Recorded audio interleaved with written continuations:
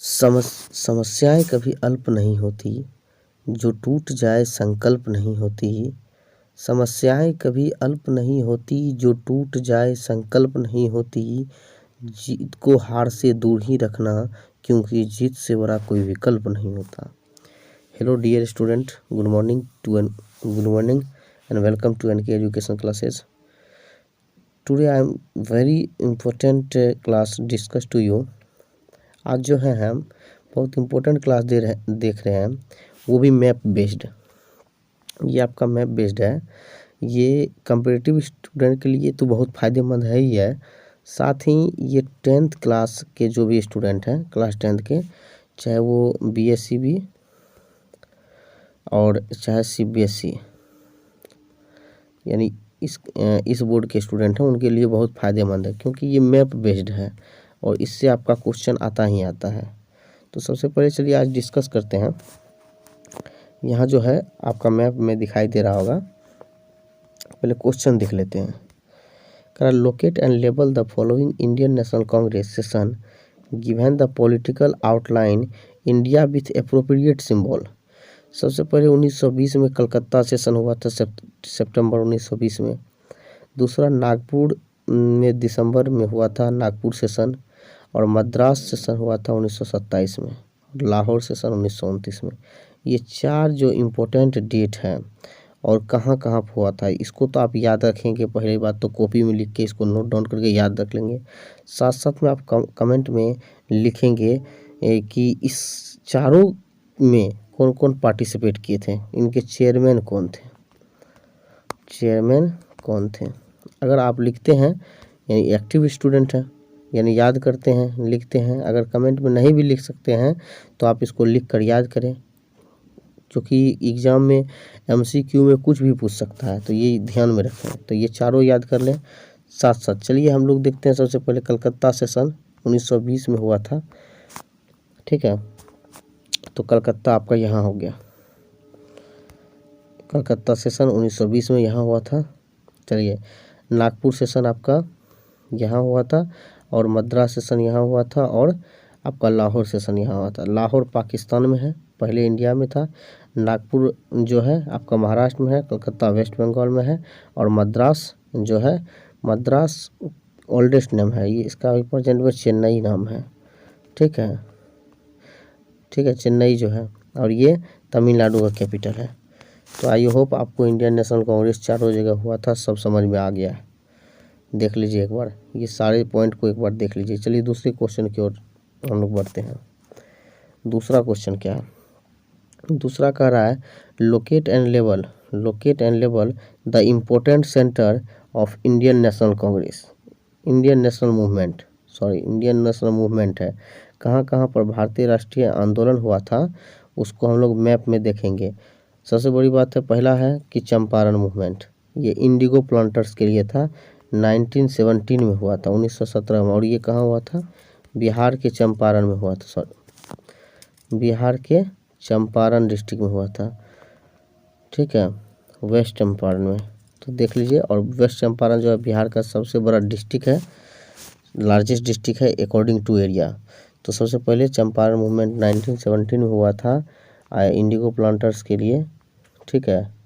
तो सबसे पहले वहाँ पर ज़बरदस्ती नील की खेती कराया जाता था, कम से कम वहाँ पर 2/3 हिस्सा पर, यानी कहने का मतलब है 2/3 नहीं, यानी 3 कठिया, यानी 20 कट्ठा में से 3 कट्ठा पर आपको इंडिगो की खेती यानी नील की खेती करना पड़ता था।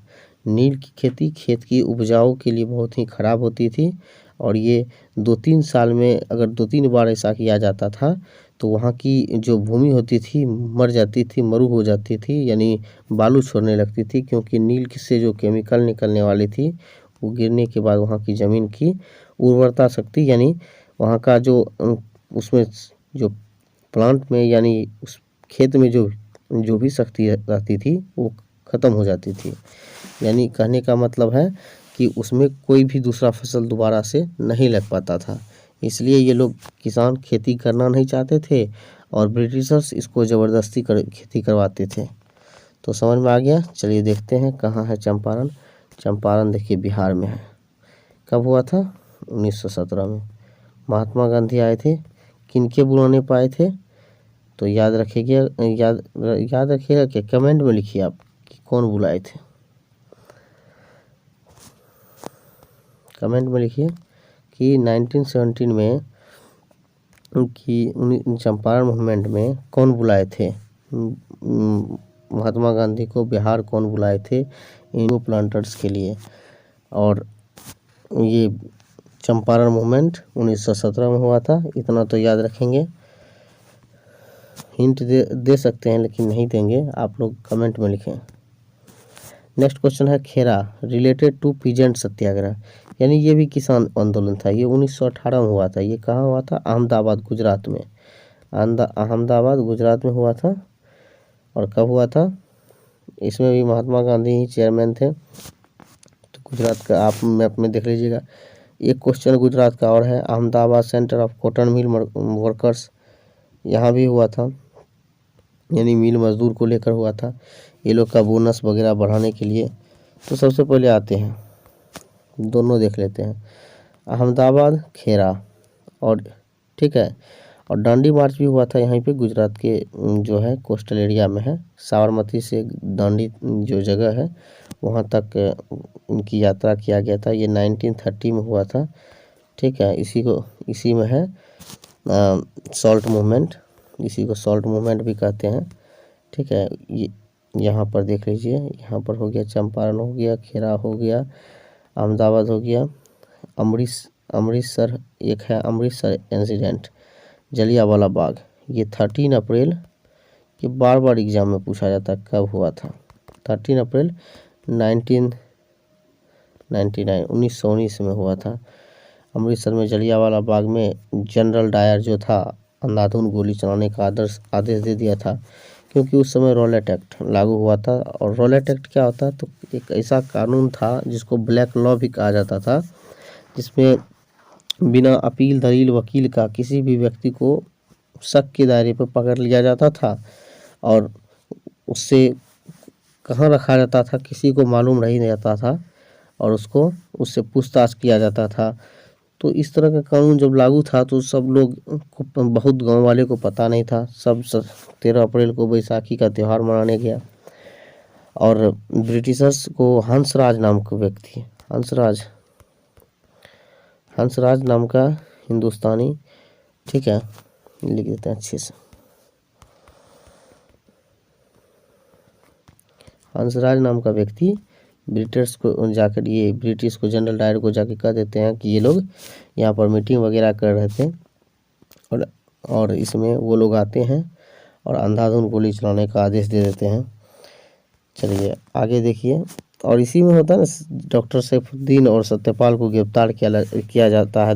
उससे पहले 10 अप्रैल को ही गिरफ्तार किया जाता है और 13 अप्रैल को यहाँ पर मीटिंग किया जाता है उसके बारे में। 6 अप्रैल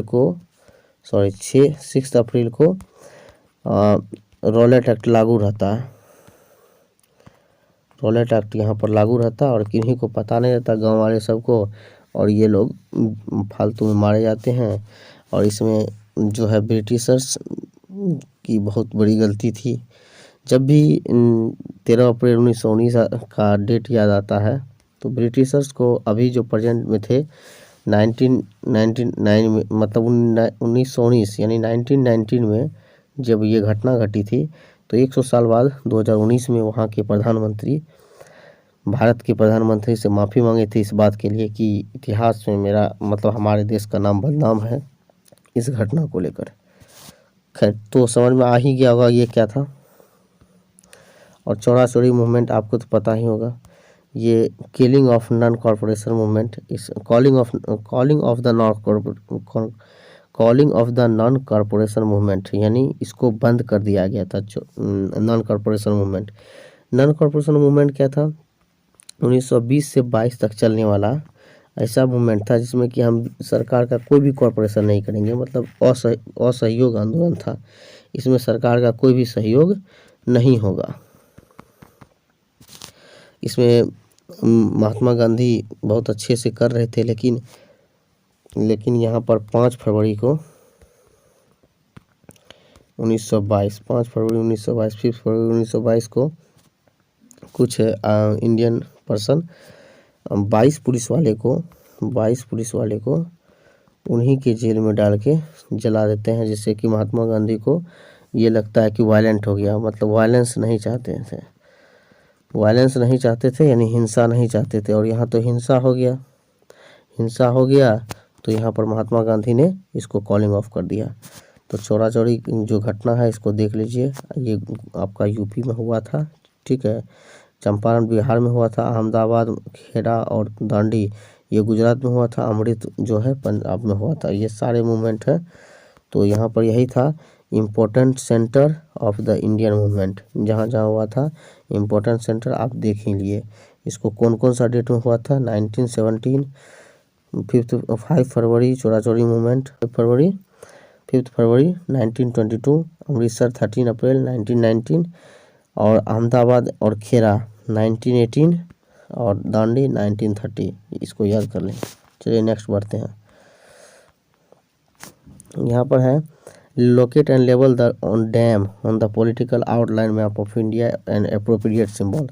सबसे पहली बात है कि सलाल परियोजना यानी सरियाल प्रोजेक्ट जो है, डैम जो है, ये मैप में दिखाना है कहाँ है। Bhakra Nangal dam, Tehri dam, Rana Pratap Sagar dam, Sardar Sarovar, Hirakud. चलिए हम आपको बताते हैं, सबसे पहले दिखाने से पहले आपको बताते जाते हैं, आप याद रखते।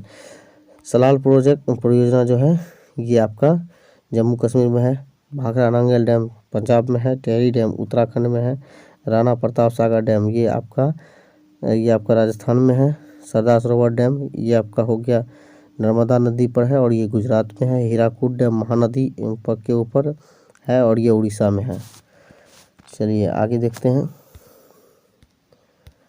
ये तुंगभद्रा जो है, तुंगभद्रा डैम तुंगभद्रा रिवर पर है और नागार्जुन रिवर, मतलब यहाँ नागार्जुन सागर जो है ये नागार्जुन सागर पर नहीं है, ये कृष्णा पर, आई होप कृष्णा पर है, कृष्णा नदी पर।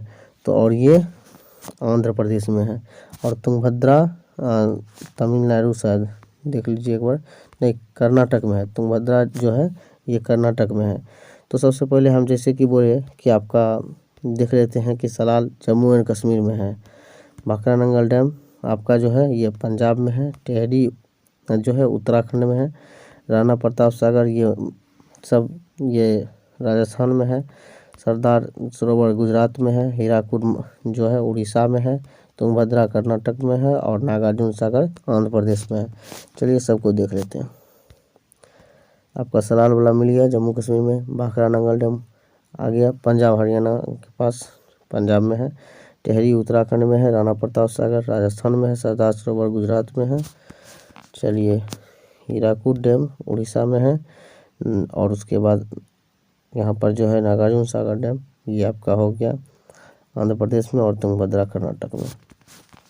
चलिए नेक्स्ट है, और देखिए largest producer of state that crops and write their name. सबसे पहली बात है कि यहाँ पर लार्जेस्ट प्रोड्यूसर स्टेट बात किया गया, जैसे शुगर केन में सबसे ज़्यादा कौन करता है, और ये जो क्रॉप है और कहाँ पर है उस स्टेट का नाम मतलब मैप में दिखाना है। तो शुगर केन में यूपी 1 नंबर पर है, ठीक है, शुगर केन मतलब गन्ना, ठीक है। और ये जो है टी चाय में असम है और असम को टी सिटी ऑफ इंडिया भी कहा जाता है।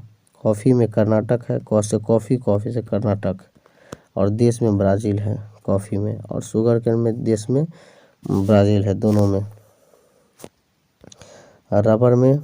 रबर में केरला है, कॉटन में महाराष्ट्र है, जूट में वेस्ट बंगाल में है। तो आइए देखते हैं 1 नंबर में ये है शुगर केन में यूपी 1 नंबर पर है, टी में असम है, वेस्ट बंगाल जूट में है। जूट को गोल्डन फाइबर भी कहा जाता है, क्या कहा जाता है? गोल्डन फाइबर कहा जाता है, याद रखेंगे। महाराष्ट्र को कॉटन सिटी भी कहा जाता है, कॉटन सिटी यहाँ बहुत मतलब कॉटन यहाँ मिलता है। अहमदाबाद को भी कॉटन सिटी कहा जाता है, कॉटनोपोलिस ऑफ इंडिया कहा जाता है। तो जहाँ पर कॉटन की ज़्यादा मतलब खेती होती है, उपजाऊ जहाँ ज़्यादा होता है, तो उत्पादन जहाँ कहाँ होता है तो महाराष्ट्र में और गुजरात में ज़्यादा, क्योंकि यहाँ ब्लैक सॉइल पर होती है कॉटन ब्लैक सॉइल पर होती है।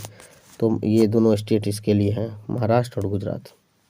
और कर्नाटक कॉफ़ी के लिए, क से कर्नाटक, क से मतलब कॉफ़ी, ऐसे याद रखिए, क से कर्नाटक, क से कर्नाटक, क से कॉफ़ी, ठीक है। और सबसे अच्छे किस्म के जो कॉफ़ी होते हैं वो अरेबिका, अरेबिका कॉफ़ी, ठीक है। चलिए नेक्स्ट क्वेश्चन की ओर बढ़ते हैं। और लास्ट में जो केरला है ये किस में है, रबर उत्पादन में, ठीक है। चलिए आई होप ये सारा क्वेश्चन आपको समझ में आ गया होगा। सारा मैप बेस्ड क्वेश्चन था, ये हम बार बार करते हैं, क्लास 10th के लिए बहुत इंपॉर्टेंट था। साथ में जो भी स्टूडेंट अगर नीचे का देख रहे हैं तो उनके लिए तो ये बहुत ही बेनिफिशियल होगा, क्योंकि उसको बहुत सारा मैपिंग ऐसे ही याद हो गया होगा। साथ में जो कॉम्पिटिटिव स्टूडेंट एग्ज़ाम की तैयारी कर रहे हैं वो उनको देख लेंगे तो एक बार में याद भी हो जाएंगे, और मैप माइंड में मैप भी बन जाएगा। और मैप एक बार देखने के बाद क्या होता है कि आदमी जल्दी भूलता ही नहीं है। चलिए नेक्स्ट वीडियो में हम लोग मिलते हैं, और आप लोग इसी तरह से तैयारी करते रहिए। Thank you all of you.